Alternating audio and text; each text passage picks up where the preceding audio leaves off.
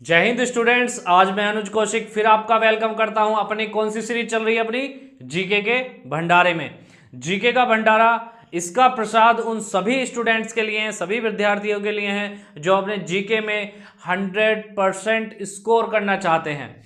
तो हम यहाँ पर बात करते हैं फैक्ट्स की। फैक्ट ऐसे जो आपके कॉन्सेप्ट के साथ क्लियर होते जाएंगे और यहीं के यहीं आप याद करके जाएंगे, इतना हमारा आपसे वादा है। तो सब्सक्राइब कर दीजिए चैनल हमारा, अगर आपने अभी तक नहीं किया है दोबारा मत कर देना क्योंकि अनसब्सक्राइब हो जाएगा।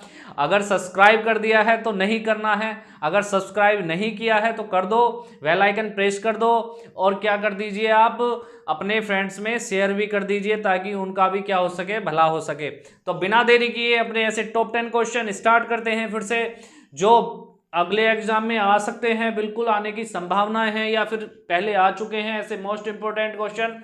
तो पहला हमारा जीके का भंडारे का क्वेश्चन है, कॉपरनिकस। कॉपरनिकस ने कौन सा सिद्धांत पेश किया? तो कौन सा सिद्धांत किया कॉपरनिकस ने, हम यहां पर आपको क्या करने वाले हैं, बताने वाले हैं।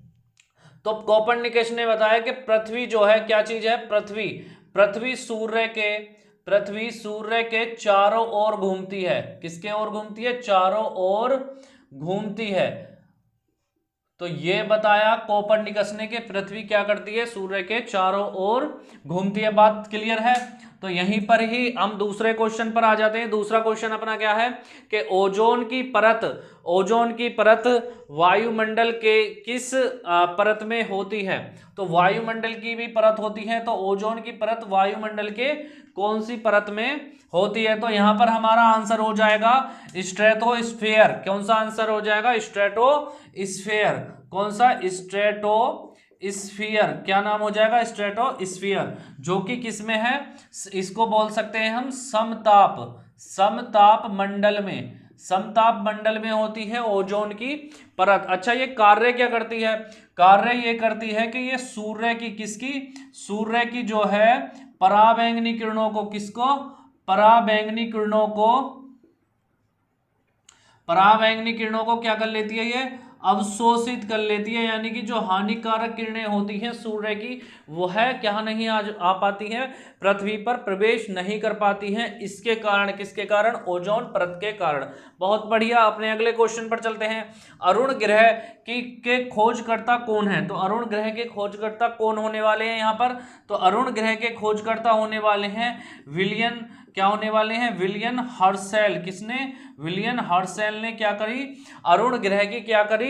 खोज करी। और कब करी ये भी आप बता दें। तो 1781 ईस्वी में क्या करी? अरुण ग्रह की क्या करी? खोज करी विलियम हर्शेल ने। बहुत बढ़िया। अपने अगले क्वेश्चन पर चलते हैं।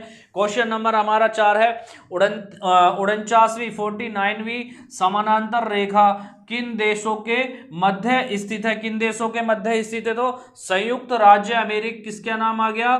संयुक्त राज्य अमेरिका। और किसके मध्य स्थित है? ये कनाडा के मध्य। किसके मध्य?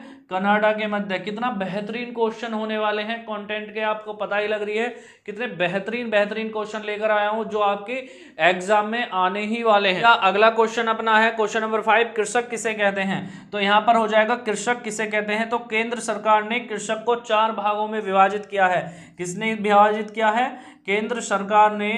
केंद्र सरकार ने कृषक को 4 भागों में विभाजित किया है। नंबर पहला क्या है इसमें? कृषक। क्या नाम है? कृषक। दूसरा क्या है? कृषि श्रम। क्या नाम है?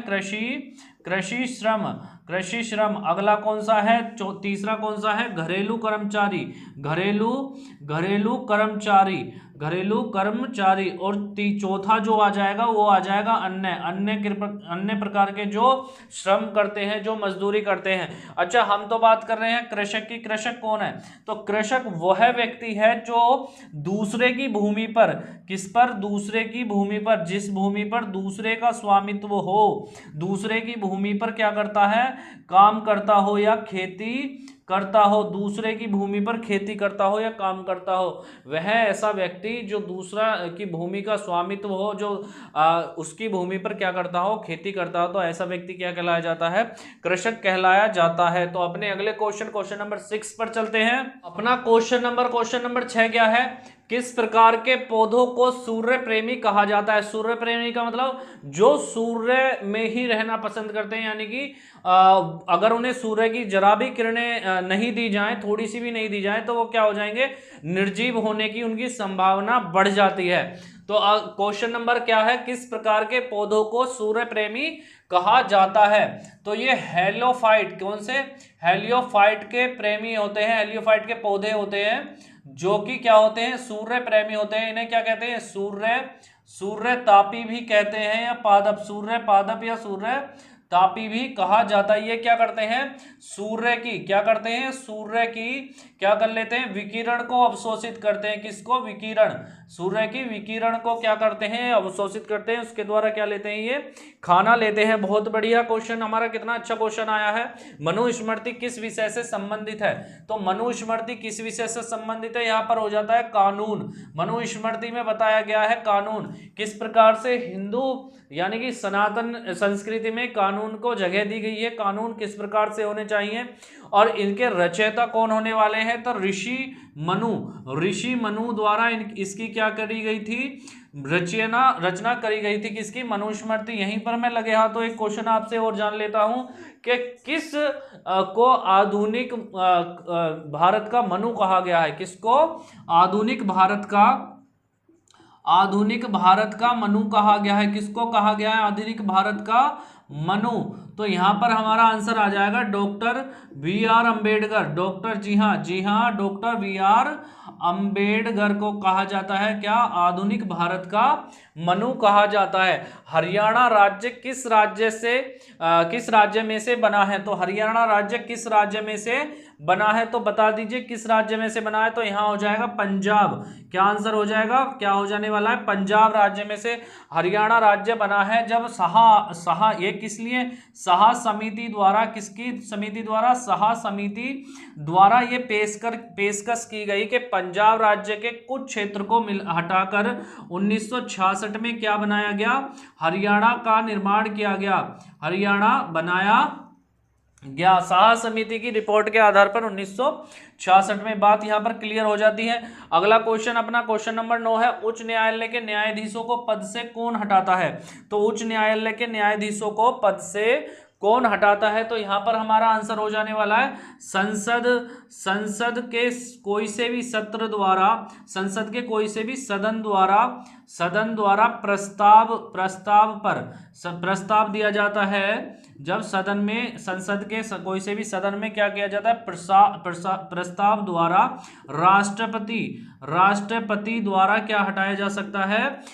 न्यायाधीशों को हटाया जा सकता है। संसद के सदन के प्रस्ताव के आधार पर राष्ट्रपति उसे हटा सकता है। हटा कैसे सकता है? जब जिस संसद के जिस सदन में क्या प्रस्ताव को दिया गया है कि न्यायाधीशों को हटाना है, तो राष्ट्रपति जो है किस पर सिग्नेचर करता है कि भाई संसद के दोनों सदन के जितने भी बहुमत हैं और उपस्थित और मतदान के बहुमत के 2/3 बहुमत अगर क्या है न्यायाधीश के खिलाफ है, हटाने के समर्थन में है, तो राष्ट्रपति क्या कर सकता है? उन पर सिग्नेचर करके हटाया जा सकता है। किस आधार पर हटा सकते हैं न्यायाधीश को? तो इस आधार पर हटा सकते हैं कि उसने कोई कदाचार का व्यवहार किया हो, तो इस आधार पर न्यायाधीशों को क्या कर सकते हैं? हम हटा सकते हैं। भारत का पहला राज्य कौन सा है जिसने परिसीमन के दौरान मतदान कराया? तो इसका आंसर हो जाएगा कर्नाटक। कर्नाटक जो है मतदान परिसीमन के दौरान क्या कराया? इसने मतदान कराया। ये परिसीमन है क्या? परिसीमन होता है जब मतदान होते हैं तो जनसंख्या निर्वाचित जनसंख्या के आधार पर क्या किया जाता है? सीमांकन करा जाता है क्षेत्रों का। यानी कि परिसीमन का मतलब हो गया कि क्षेत्रों की घटना बढ़ना, कि भाई ये वाला एमएलए इस सीमा से इधर वाली सीमा का ही एमएलए कहलाया जाएगा, उस वाली सीमा का यानी कि उस वाले क्षेत्र का एमएलए नहीं कहलाया जाएगा। यानी कि क्षेत्रों का बंटवारा घटाना या बढ़ाना ही क्या कहलाता है? परिसीमन कहलाया जाता है। बात क्लियर है? तो अपने आज के टॉप 10 क्वेश्चन समाप्त हो चुके हैं जीके के भंडारे में। प्रसाद आपको आज इतना ही है, तो मिलते हैं फिर अगली वीडियो में। आज के लिए जय हिंद, जय भारत।